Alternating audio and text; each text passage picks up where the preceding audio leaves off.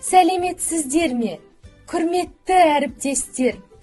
Сәлеметсіңдер ме, Сұңқар тобының ұлықты ұлдары мен қылықты қыздары?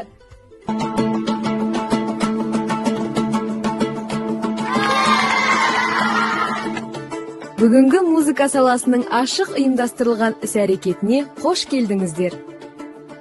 Бүгінгі іс-әрекетіміздің тақырыбы әуенмен сергіту. Қимылды музыкалық жаттығулар жасаймыз, бірге билеп көңіл көтереміз. Әр қайсысыңыз өз аспабын таңдап, әуен ырғағымен қозғалыс жасайды. Дайынбыз ба?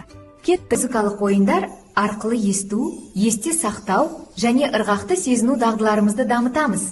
Тыңдаймыз? Тыңдаймыз.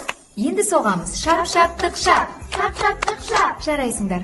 Дыбыстардың биік төмен болатынын, ұзақ және қысқа дыбыстарды ажыратып үйренеміз.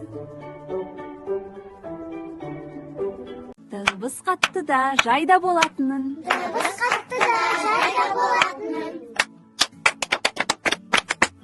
Әуеннің жылдам не баяу жүретінін бірге үйренеміз. Музыкаға сай қимылдаймыз. Әуен биік болса, биік қимыл, жай болса, баяу қимыл жасаймыз.